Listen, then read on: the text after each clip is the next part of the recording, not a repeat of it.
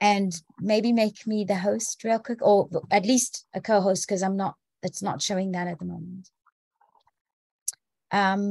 So yeah, welcome to our, what hour is it now? I mean, we're almost through the 24 hours, and this is very, very exciting stuff.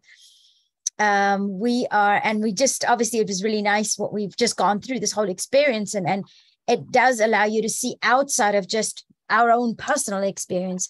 But you know, the fact that we are on a stage constantly, and life is like a story that's kind of writing itself, right? And we come in the middle of a story, and here we are, now we have to find our way. So the next session is about stories of hope, right? The stories that people have been able to write with their lives, that gives us maybe a hope of what as we're shaping our own, and perhaps even being part of interjecting into their story as part of this. So before we go into that, I'm going to just ask a few people just to share with us just about the previous session, you know, what they experienced being in a story, right? And experiencing all of that. And then we're going to start by just handing over to our kind of panel who's going to share their stories. And we're going to go into a time of question and answer, right? Where you can just ask questions to them, and we're just going to chit chat. We're going to have a nice, good connection time with each other. Because from the previous session, that's one of the things that came out. So much of this doing, being, dancing together is about relating, truly relating, and falling in love with each other again. And in a previous sessions, one of the guys, he said, what is love? And it really, if you think about it, it's when you start to spend time with someone, right? I mean, why is it just not some random person that I'm in love with? But actually, because it could be anyone. But actually, why do I zone in on someone or some people and I decide, oh, I'm going to love them? Because I get to know them and using my language, and I'm spending time with them. So really, if we want to dance together well, there is just no way. So I'm a dancer, okay? I do salsa, bachata, kizomba, and there's no way I can dance well with someone if we didn't try to figure out, okay, do we move well together? You know, do we do our steps good? And the point is, because then what happens is, even when we're making mistakes, because we know each other so well, we make every move, even if it's technically wrong, we make it into a beautiful move because we are skilled and we know we're feeling into each other. So I'm saying, take this session as that moment of thinking, reflecting about that. We're in a story, we're dancing already, right? And now you have to find partners. But how are you going to do this really well? How are you going to figure out, who do I dance with well? And some of that might be doing your internal work so that you can be conscious enough to figure out, she's making me feel something. Ooh, he's making me feel something, right? That's what we do in real life, isn't it? Like, ooh, I have some butterflies here. Now look for the butterflies. Look for, who are you drawn to? Because this is important for this next iteration of who we are as humans. So I'm going to quickly just have a few people talk about the session before and what their experiences.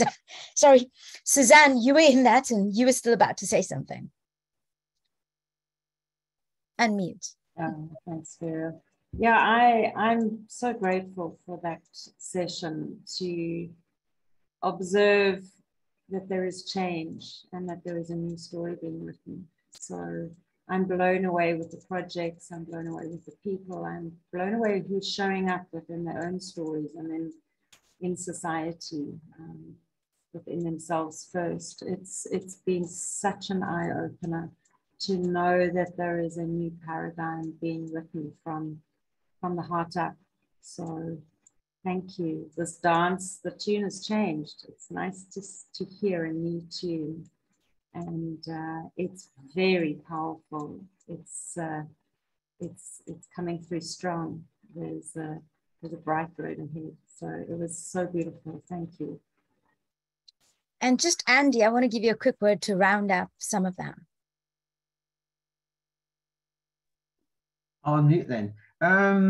Yeah, it's funny. I really liked you and I have talked a lot about trust and about love and how you can only really challenge people when you love them, right? And I think that was that. There was a little bit where there was this kind of stage direction between Donna and you, and she kind of knew where she wanted to go, and it would have been very easy for somebody looking in to, I think anyway, to see that there was this love and trust between you guys, right? That criticism isn't cynicism. That learning to fail and be caught by someone else is really important, right? And you and I have talked a lot about that over the years, where when you know that you can go out and be wrong, when you know that you can go out and make mistakes, when you know that you're actually going to fail regardless of what your intention is, but somebody else is going to catch you. I think that's what the last session, because I was desperate to move into that space and participate, right? And I kept having to go, no, you're the observer. That's actually why I put the little thing up more than anything else, a bit observer. Just remember, you're watching, you're not participating, right? But even watching is participating. So it was quite difficult. It was quite challenging because you're sucked into that energy. And I felt energized. I've got a heart rate monitor on. My heart rate was way up there watching you guys participate, right? It was theatre. It was brilliant, and you know, I've got to say thanks again to everybody that invited me a part of this, because it was just thrilling. And then what I discovered as well is I just had more and more questions. You know, I wanted to ask each of you. That was a funny thing. I wanted to direct message everybody and kind of go, what's, you know, it was like a nuclear reaction. It was just this concentration of trust and energy. And I noticed, that's why I started taking less notes. I noticed that everybody, despite themselves, even if they were trying to stay in character, was actually being pulled together, was becoming, you know, was loving the other person, was concerned, was appreciative. It was just, that was magical to watch. And I mean, you watched it and I was, of course, in it. But what was so beautiful, and I don't know if the others felt the same, right? But for me, even though this was 2 hours, right? We're not even talking about a process that would normally take like a year or 6 months, or 2 hours. And already for me, I do have this incredible drawing towards an Artie and I'd never met Artie before in my life, right? So this was like, so most of the others I know, and they're my friends, and but I now want to work with Artie because I saw what was coming out of her, and I got to know parts, but I know I only know a snippet. But isn't that amazing when we deeply invest into just time with others, what can come out of that? So I really want us to take that away, because this is so important. And with that, I really want to introduce I'm actually going to end with Joseph. I want to start out with Suzanne, actually. And Suzanne's going to tell us a little bit about her crazy, wild story, right? And I want to see yourself reflected in that story, right? And because she's telling, I think, all of our story in a sense. And then we're gonna have a time with Joseph, and then we're gonna ask questions, and we're gonna all pop in and out, right? Donna wants to say something. Unmute, Donna. Sorry, one more thing and really quick. I think there's also a recognition that those of us that have shown up here in this space are already predisposed around the things that we've been talking about here. We're primed a little bit from everything that's come before. And so there's a huge world out there of nearly 8 billion people, citizens, that don't speak some of the language we're speaking here, that don't relate to this, and they're not starting from this place. And yet the very things that we were doing here, in some varying variations on the theme, we can take this out into those neighborhoods. And I imagine you'll be talking about some of this as you go forward now as well, because the whole idea of this is we've got to find ways to make this stuff accessible to a much larger world if we're going to really make it. Absolutely. And Donna, you're a magic girl in there. So what I want to say is, Suzanne, we're going to have to start. I thought Janine wasn't here, but Janine just pitched up, and she's not my third speaker. So what I want to do is, if we can, keep it as succinct as possible. So Suzanne, without any further ado, would you take over and tell us your story? Thank you. And thank you all for being here, for, as Donna says, for showing up. So yeah, where does one begin one's story? So I'll keep this short and sweet. First of all, the setting is I live in Cape Town. I'm not a Cape Town girl, but I have been here since 2016. And over the last, with my journey, when I came to Cape Town, it was very much a calling. So I'm not sure if any of you have had a pull somewhere, knowing that you've got to make a change in your life. And so I landed up coming down to Cape Town. Now, Cape Town, if you know it, is an incredibly spiritual place. It's the mother city of the planet. So there is, being this feminine energy, you landed in the pot of love essence. Like really, if there's any shadow work that you've got to deal with, this is the head office that you come to.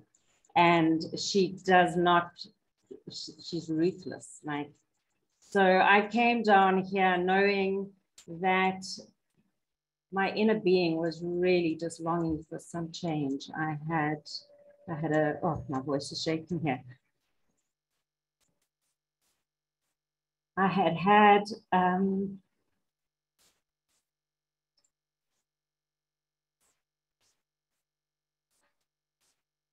okay, team effort. It took me a long time to get down here, and realizing that my life had to change. And so when you go on a personal development journey, there's a lot that has to fall away. And a lot of people, as you know, do not understand when you are in different parts of your story. So the beginning of 2019, I literally had to reset my life. And I'm not advising everyone does this, but it landed up being my story, is that I landed up selling up everything. All my belongings, my car, our world, like everything material was entrapping me. It was, I was stuck. And if you've ever been stuck, like so stuck, and where you are not heard and not seen, I was shown, Suzanne, the only way to do this is to go inward. And I guess that had to be my journey to understand how we are put together on a mind, body, and soul level. So I packed boxes, I put a few things in storage, got rid of my car, to my family's horror, absolute horror. I have 2 children, they're in their 20s now. Was like, oh my gosh, what is she doing? This is just not the norm. You need a job. How are you going to support yourself? And it's so interesting because when I let go, energy started moving. And my story has been, and the insights that I have been given and gifted, is I was shown how us as beings, the being part, how we are put together at an energetic level. And when energy is stuck, everything gets stuck. So I looked at the earth, and I looked at the story that's going on. The world has been stuck.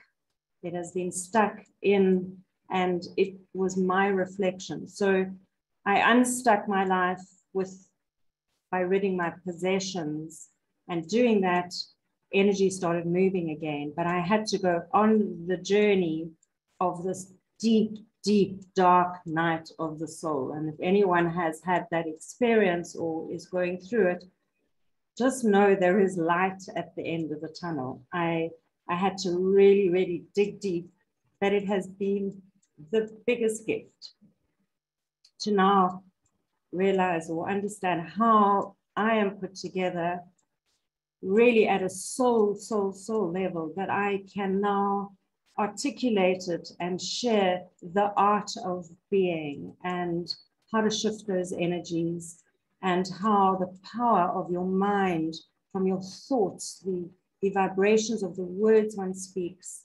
the actions one takes, and my entire story has been to undo the human doing, the noise around, to completely bring the energy being back to the being and to the now, to the present. And it actually is a place. It's that connection of that soul of your mind and your heart as one, and not being in the illusion. So with clearing all the clutter around me at this extreme level, my story has, I've had a nomad life for the last 3.5 years. I've literally been pulled into places as this energy field. And I've had such fun, as well as the dark times, of realizing how significant our energy beings and the frequency we hold impacts what is around us, and what is created from your core thought, that pulse of the pip of your soul. So my teachings that I bring to the world now is to enlighten people of who they really are at the ones and zeros level, and how you can master the art of mastering your own. And I speak for myself here, how I've absolutely learned to master most things in my life, because it obviously is a journey. And from the power of the sensory being, I mean, we're these unbelievable beings where we've been numbed. I know I was so numbed with all my senses, and to bring this now into a reality of, and being in this world now as this fully censored being of presence and with nature, and how I had to look after myself. And I said it earlier, I had to be selflessly selfish to honor me, and to take all that noise away, to all those onion layers, everything, to land in this present being. Like, there is no future, there is no past now, there is just this clean slate of this healed inner child that has got such potential of creativity. So meeting Ferial and meeting all of you and seeing what this platform is all about, my digestive juices of creativity and contribution to this world now that I can share, I'm just like, oh my God, these people that speak my languages are home for me. Because in the noisy world of my doing, I was so lost. I was being tugged and pulled all over the place where I didn't belong, but I had to go through my whole life experience in order to get to that point. So still, to my family's horror of like, oh my gosh, what is she doing? There is light now of realizing that I do have a role, but I had to find out about me first and learn about me really at a pip level. And so at this level now of the presence and of me, the being, all my gifts and so much excitement of new things that are coming through rather than doing, I can be it. So I am a human being with such pride to be here now, and such excitement to know that I can contribute with my light and my knowing of what I have been guided to come along to do. So I'm in the stage now of, right, now it's time to manifest, put my roots down, find a home, rebuild everything again, but I had to knock the whole building down. Susie, could I ask you to stop right there? Because what I'd love to do is, I'd love to say, actually, if you spend 5 minutes with her, you know, just in her presence with her, you begin to feel what she's sharing has happened to her. Right. So what I'm saying about this is, so what she didn't say is she comes from a very corporate world, property developments and all kinds of wonderful, you know, accolades that she had in the past, but it's still created, or in fact, it was the reason for creating all the dissonance. And then here you see the person on the other side, and now she's this absolute healer and beautiful kind of communicator of so much truth and so much beauty and so much regeneration. And so I want us just to sit there with that. And Susie, if you don't mind, because I need to make some space for the others as well, but sit there with that story, right? Because that's probably a reflection of a lot of ours. And maybe it's still something you have to go through. Who knows? We don't know where you're at in your story. But I'd like to invite Janine now and say, thank you, Susie, so much for your vulnerability and just your beauty. It's forged in fire. And I want to just invite Janine. She's in the room. She is a friend and a colleague and a client and all of the above. And soul sister, is she here? I'm here, Ferial. The lights are back on. She was in the darkness for a long time. Yeah, I'm going to try and make it short and sweet. I mean, I don't know how I can compact 35 years into like a short story, but I'll try. So for those that don't know me, I'm Janine Peterson. I'm based in Cape Town, South Africa. So I'm right here with Susie. And yeah, I'm in Hout Bay. I come from a mixed race family.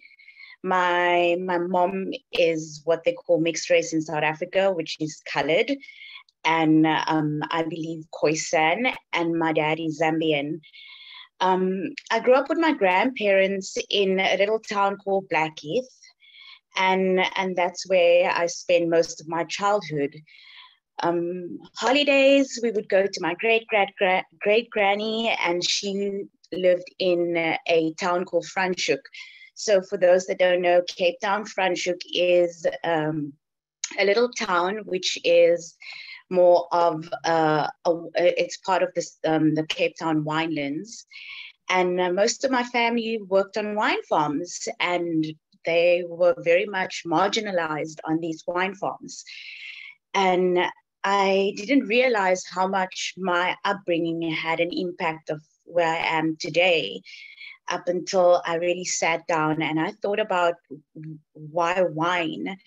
And only when I went back into my childhood and I realized what I saw growing up and all the trauma that we've been through, going through the apartheid regime. I mean, I got in when I was very young. I'm an 80s baby. And I remember sitting with my granny, and we were in a bus, and I was asking my granny, why can't we sit in the front of the bus? Because there was space in the front of the bus. The back of the bus was really packed. And my granny just gave me a look, and I knew the look meant like, don't ask any questions. But there was this deep sense of ingrained trauma that probably brought me to where I am today. So in my adult years, I studied public relations management. I started a career in telecommunications, and I was in financial services as well. One day I went to the doctor. I wasn't feeling really great, and then I was diagnosed with depression. And I really had to sit long and hard and think about what I need to do. What is the next steps, Janine? I asked myself. And I was sitting with a glass of wine, and I'm like, well, I spend most of my time in the winelands anyway. I enjoy wine. Why not wine? And first was a social status, but then I realized that when I got into the space and I got a deeper understanding of the social challenges in the wine industry, and how the people, my people that look like me, were still being marginalized in the space. I then decided with my business partner in Bali to start an organization which is called Wine of Color SA. And Wine of Color SA is an organization that is a membership-based organization where we assist 20 plus businesses, predominantly female-owned businesses. And these are all it's either winemakers or those that are studying winemaking, sommeliers, and those are still aspiring to get there. So we assist these businesses with basic tools to gain access to market and resources and business development tools. And being on my own personal journey as not just Janine, but also as a traditional healer, I came to realize that there's a lot more than just what what we see in terms of industry. The trauma is deeper, and that's when I called up Ferial and I said, listen, I think we should really look at how we can join forces with SRG journeys and how we can emancipate my people's minds from mental slavery. Because I could see that they've got the skills, they've got the ability, but that they were still enslaved in the mind. And it's that deep ingrained trauma that has not been dealt with that I felt that we have to deal with. Because when I started on my journey, it was painful. And when I started unpacking the trauma, it's only then when I started seeing my business thriving.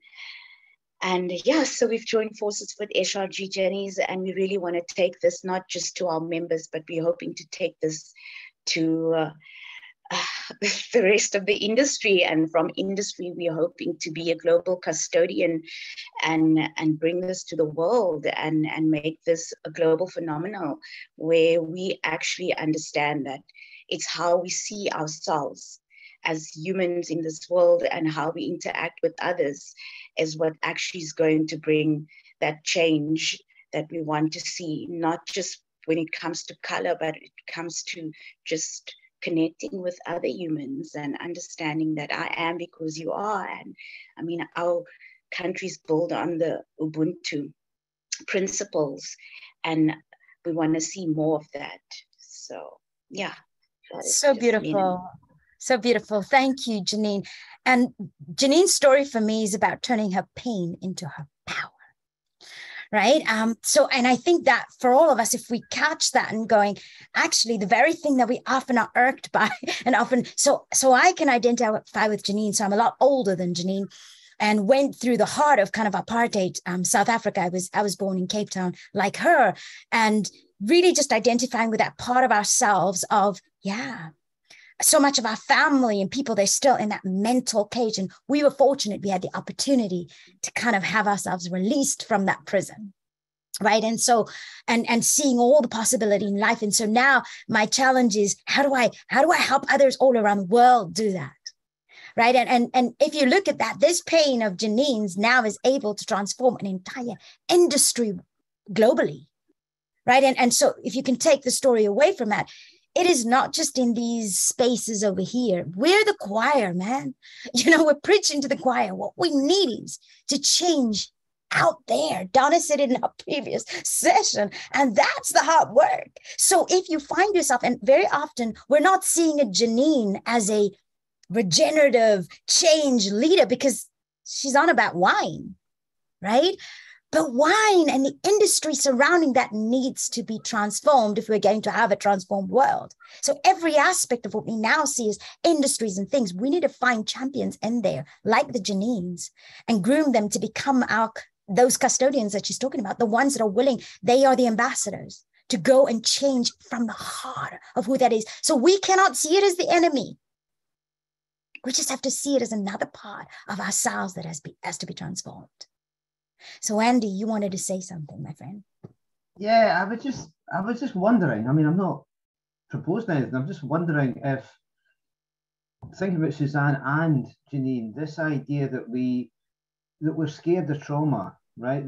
But we're scared of those things that really hurt us. But those are the things that, in overcoming those, whatever those are, whether they're internal demons in a sense, like I surmise that Suzanne has gone through, right? So on the one hand, she mentioned a personal development journey, but you know, sorry, Suzanne, I don't know you, but I'm making presumptions here that what was seen as success for all your peers wasn't good enough for you. So you were compelled to go on. The logic of your personal development journey meant that you had to go through this trauma, right? And then Janine, you didn't have to seek this internally. It was thrust upon you. It was put right in your face, right? And yet both of you have said that it's going deep inside and valuing yourself first that allows you to then go out and share that with the world. And I've got to say, you know, when I was 45, I wrote a book, and I used to be a professional speaker, and I used to walk on stage, and all I really cared about was actually I would get gigs, right, and big banking groups and all sorts of stuff. And all I wanted to do was just inspire and encourage people, and encourage being the operative word, that you will have to face your trauma at some point. You'll either reach a point where you're dissatisfied with your life, or you will be kicked on your arse and people will try and hold you down there.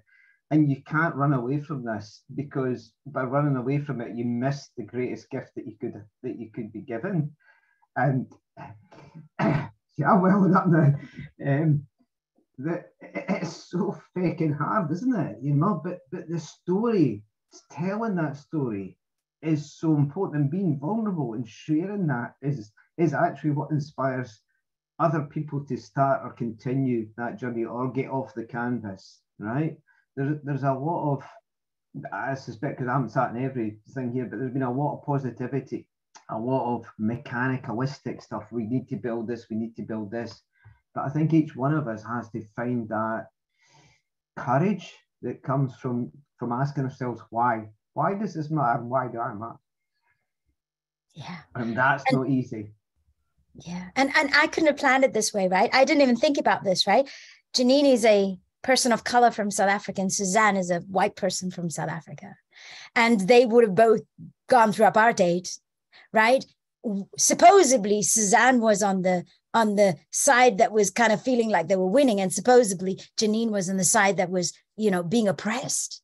But there are these two sisters that cannot come together, right? But so that's for now. But beyond that, there's also, look at that. Suzanne had her own trauma story. And in the world, we're seeing each other through these black and white lenses and through these, but actually, for all of us, the world is a little bit shitty. That's what we call it in SRG journeys, right? And we're going to have to be okay with that, with the fact that the shitty parts is our learning. And if we fully embrace that, we talked about it earlier, now we're dancing with our monsters.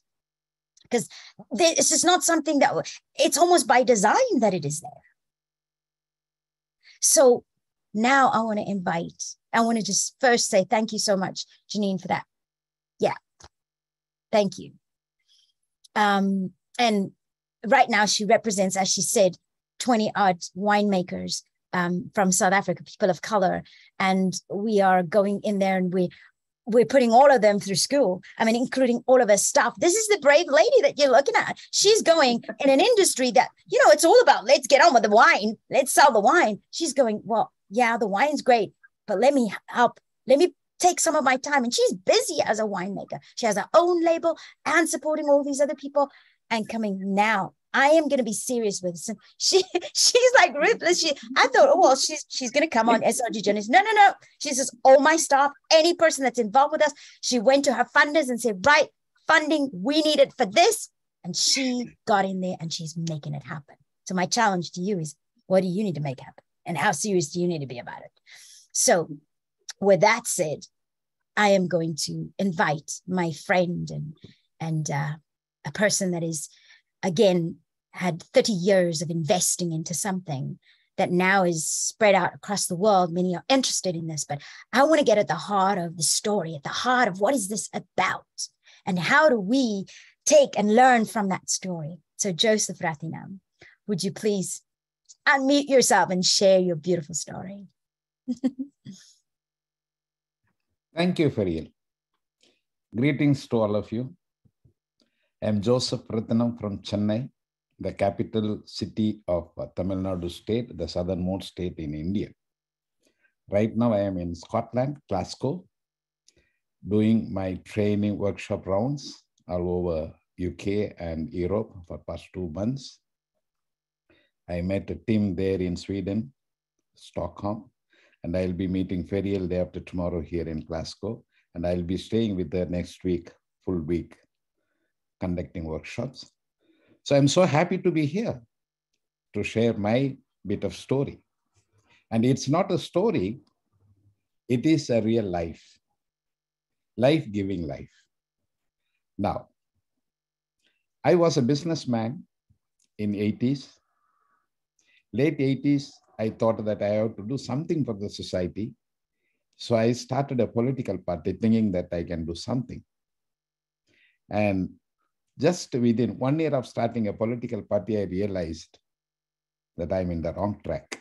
As Dr. Ambedkar, the father of the Indian Constitution, says, even if a saint comes down from heaven and starts a political party to change the system, he cannot change the system will change him. And I realized that is very true, and I felt I was in the wrong track. So I had to change my track, but I did not want to do away with the politics, because politics is the basic system of governance which decides everything. It is politics which decides what I have to eat. It is politics what decides what I have to wear. The politics which decides where I have to go or where I should not go. Then I said, we cannot do away with politics, but some other system of politics where it makes meaning to everyone, even the last person on the street.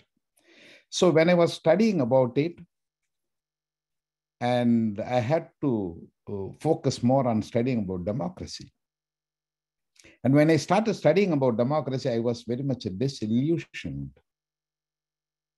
I said, we are all, the whole globe is taken for a ride in the name of democracy. And I remember one beautiful prophetic word, sentence by James Madison, that is, democracy is a conspiracy. Though it is believed to be the best system of governance in the world by everyone, and it is a catchword today in Europe. Okay, fine. But unless it serves the purpose and aspiration of every individual, even the last person on the street, we cannot say that this is the best system of governance. And in democracy, as a common citizen, the only right I enjoy is voting once in 4 years or once in 5 years. And between these two elections, I am non-existent. I do not have any platform to say what I want to say. I elect my representative and he goes to the parliament. He doesn't reflect my opinion. And I also cannot go to the parliament to share my opinion. I am just speechless. I cannot speak anywhere. I don't, voiceless, just voiceless. Then I said, the parliament should not be in a place where people do not have access, but it should be in every street and every neighborhood. And I was thinking how to bring the parliament to the neighborhood. And I was searching. I traveled all over the country, spending a lot of money and time to learn more and more and more. Then finally I found one person, a Catholic priest named Edwin John in Kota Diocese. And he has already was talking about forming these neighborhoods, which will take charge of governance and which will include even the last person in the society with a real voice. And I met him, I discussed the things with him, I learned the things with him, and by 1992, I was part of it, the movement which was called the Neighborhood Parliament. And from then onwards, my whole life changed.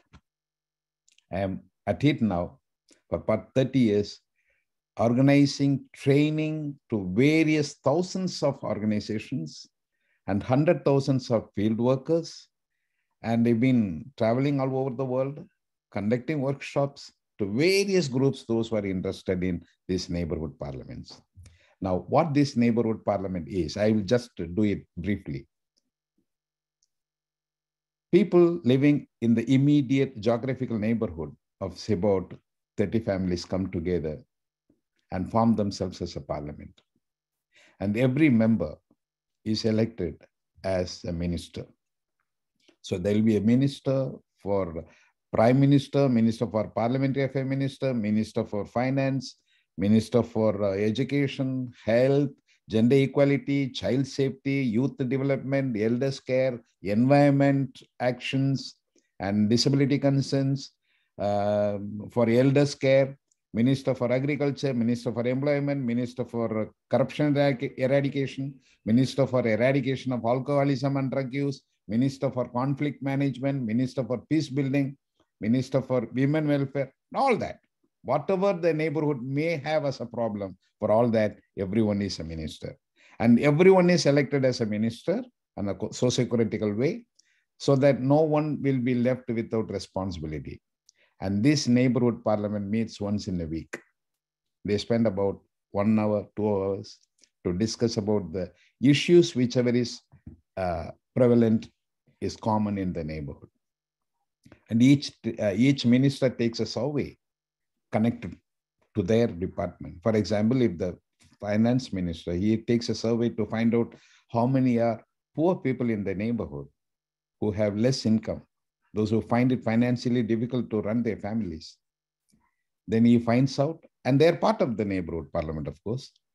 And he says, these are the 3 families, those who got less income.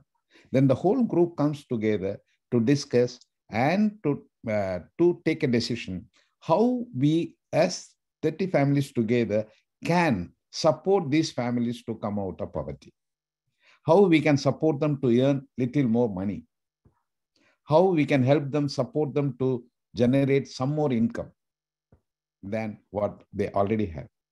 So they devise a plan, they design a plan, agree, everyone agrees on that, pass a resolution and abide by it, and so that poverty is eradicated within that neighborhood in a very short duration of time. And we have hundreds and hundreds and hundreds of stories where poverty is eradicated within the neighborhood with the intervention of the neighborhood. And we have a minister for peace building, minister for example, we have hundreds of stories where school dropouts are put back to school. Child labor is completely stopped. Child marriage is completely stopped wherever these parliaments are strong. And child abuse and trafficking completely stopped. And dowry system completely stopped. And we know that there are 200,000 children, parliament members, about 3 years back, coming on the street saying that we don't belong to any caste. It's one of the major impact which is created in, I would say, in the recent history of India. And it's not a joke. 200,000 children coming out to the street say that we don't belong to any caste. It's a very big, massive change in Indian history, I would say. And similarly like that, there are lots of things happening. And we have 3 units in every neighborhood. That is one for the children from 6 years to 15 years as children parliament, and from 16 years to 25 years as a youth parliament.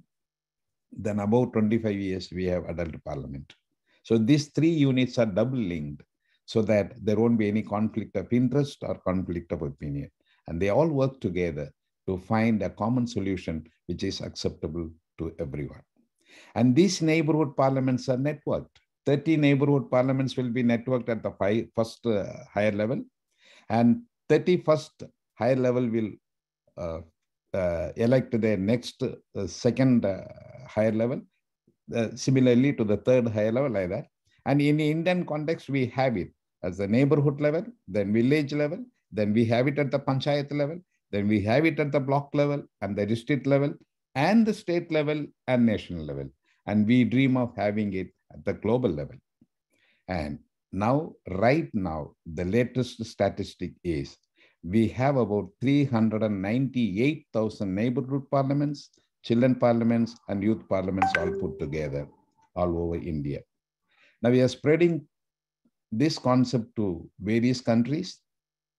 Already we have formed a network in Europe in the name of SONEC, that is Sociocratic Neighborhood Circles.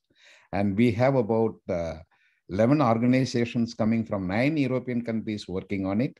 And in the month of November, we are releasing the handbook, which is going to spell out the implementation strategy of these neighborhood parliaments in Europe, and which will be distributed to all the municipalities and city councils all over Europe. And we are going to go in a very big, massive way.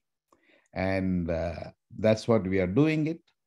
And if you want more details about it, and if you have any doubts, please, I'm here to clarify things for you.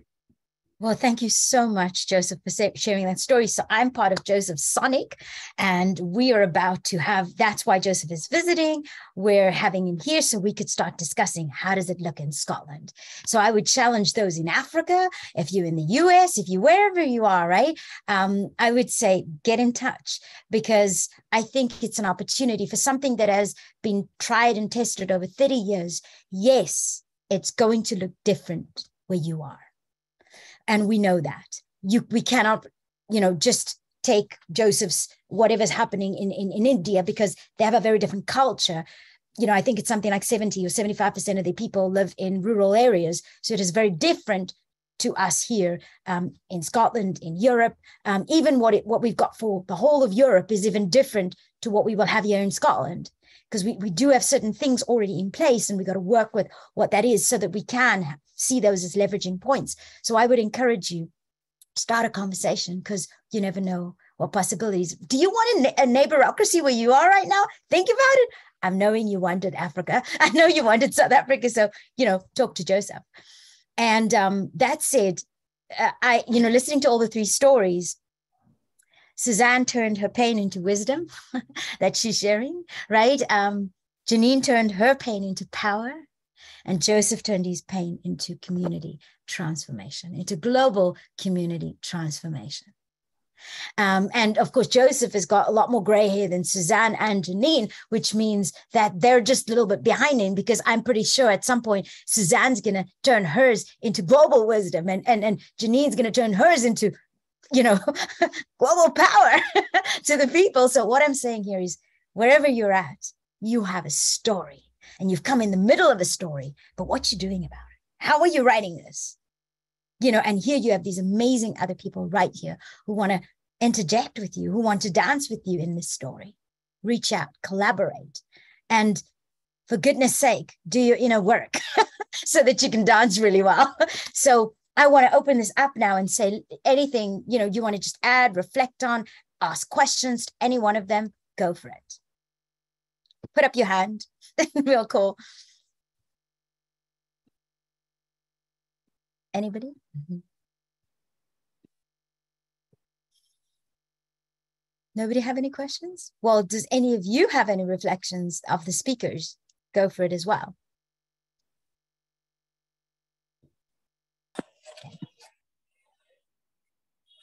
So may I ask a question? Oh, there we go. Emma wants to ask a question. Go for it, Emma.